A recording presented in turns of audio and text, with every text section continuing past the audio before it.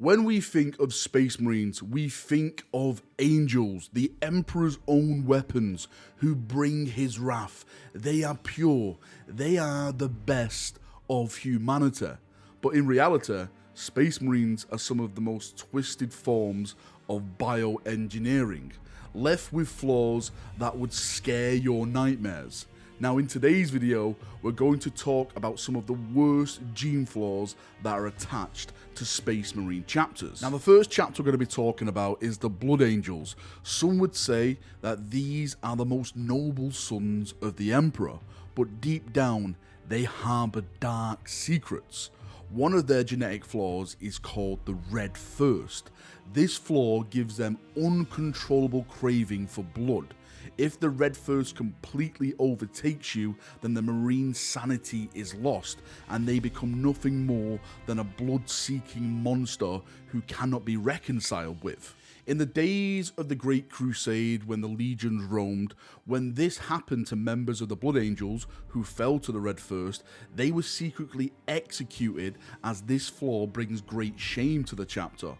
If I'm not mistaken, the book Fear to Tread actually covers this. A Marine is about to be executed and Horus himself stumbles upon the execution. He agrees to keep the secret of the flaw for his beloved brother Sanguinius, but then later uses it against him at Cygnus Prime. Now in 40k, we don't really know what happens to members who are overcome by the Red Thirst. We have had rumours that they're taken to a secret chamber on the planet of Baal in the Fortress Monastery itself and locked away, and all you can hear is screams of bloodlust within the night's winds. Now you thought it could end there for the Blood Angels, but no, it gets even worse. They have something called the Black Rage. Now the Black Rage wasn't actually something that was born with the chapter itself. It was actually given to them, or should I say, attached itself to them with the fall of their Primarch.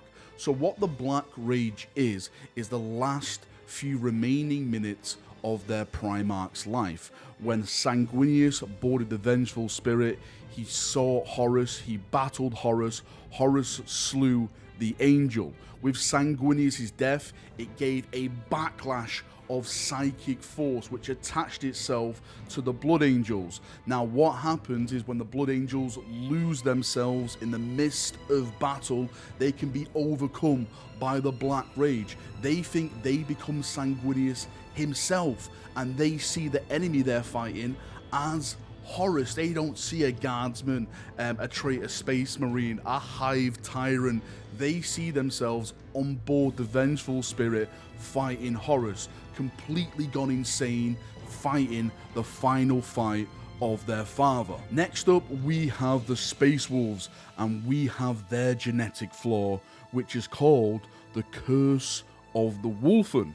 Now, just like the Red Thirst, what the Curse of the Wolfen does is actually make a Space Wolf into more of a beastly predator. It actually transforms them into a mix between a wolf and a marine. They actually grow like more facial hair, their face changes in structure, and their legs, their feet actually grow claws, their hands turn, everything like that. It's kind of cross between a wolf and a non-wolf. This is partly down to something called the Canis Helix, which is a part of the Space Wolf gene seed. This allows them to have more savagery in combat. It helps them smell better in combat so they can find their prey, but the side effect is this. It's actually spoke about that some recruits of the Space Wolf chapter actually completely fall to the Curse of the Wolfen and not only transform into a half man, half beast thing,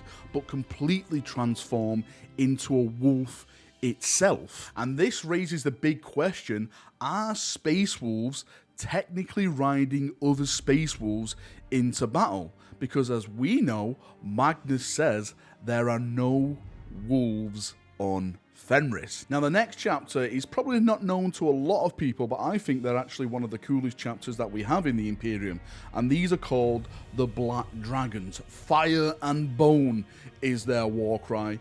Now these come from the gene seed of the salamanders, But the thing about this chapter is that they were founded in the curse founding, and what happened with their genetic flaw is basically they grow bones out of their arms and head. Long bones that you can actually use as weapons. They actually go as far as actually putting adamantium over some of these bones to actually use them in melee combat. Now, a lot of chapters would look at this as a curse, as something which is a sign of heresy, but the Black Dragons actually look at this as a rite of passage, as a true-born son of the Black Dragons. This was stated in a recent short story where new recruits from the Primaris range actually joined the Black Dragons, and the Black Dragons actually shunned them because they didn't have any of these growths on their body. The more times the Primaris spent with the Black Dragons, the curse or the flaw eventually overtook their pure Primaris gene seed, and they actually started to grow bones themselves out of their heads, out of their arms, and then they were accepted thoroughly into the chapter. Next up, we have Dawn's Darkness. Now, this is a flaw that harbors in the Excoriators chapter. As far as I'm aware, this is the only chapter that has this flaw, but since they are the same genetic lineage as the Imperial Fist, as the Crimson Fist, as the Black Templars, I would assume that this genetic flaw can open itself up to any of Dorns Sons. So what is Dawn's Darkness? Well, just like the Black Rage, I see this as a psychic attachment to the gene seed.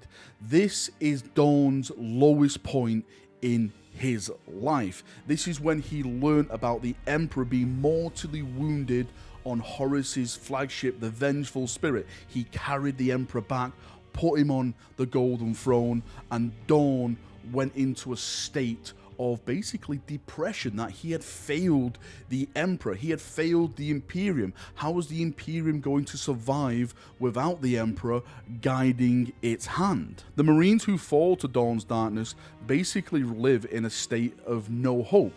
They actually can't do anything. Their body itself is broken. They can't feed themselves, they can't take water, everything around them means nothing. It's basically a hyper-maximum depression that affects the Marine, where they just can't do anything. Now, we're coming to the end of the video, but there's plenty of chapters out there who do still have genetic flaws.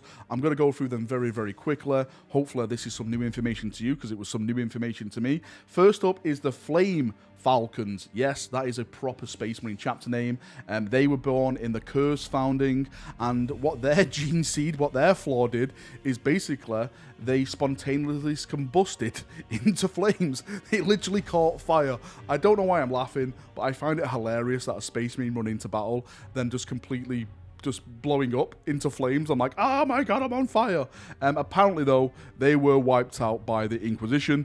They must have been naughty boys, or that flaw was just too much for the Imperium to handle. Now, when I was talking about making this video, everyone was saying to me, make sure I include the Lamenters, and in a way, you've got me to do it. Now, I said that the Lamenters should not be included in this video because technically they don't have a genetic flaw in their gene seed. Yes, they do, in a way, with them being descended from the Blood Angels, but what I'm saying is that chapter itself doesn't have their own genetic flaw. A lot of you believe that since they're so unlucky, that is a part of their genetic flaw. I'm sorry, unlucky is not a genetic flaw. It's just unlucky. You have the Thousand Sons, and they had something called the Flesh Change.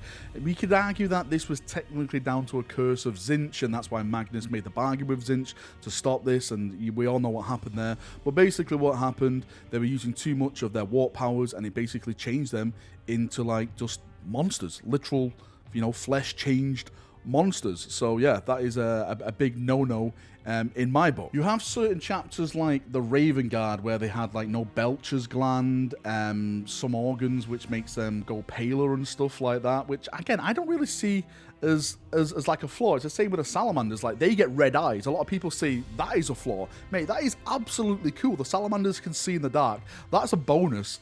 That is not a flaw. So some of these things that people were sending me, some things that people were saying, I don't really see as actual flaws. Like the Red Thirst, the Black Rage, the Canis Helix turn you into a literal wolf. That is what I class as a flaw, something bad, something that changes you into something that you're not. But yeah, that is my video. These are my flaws. I would love to get your thoughts and feedback on this. Have I missed any major flaws that you want to poke down in the comment section below? Please list them down there. I'd love to read them. I'd love to learn more lore about Space Marines. If you've got any thoughts, feedback, anything like that, do it down there, and we'll have a nice little chat as we always do. See you now. Have a great day, and bye-bye.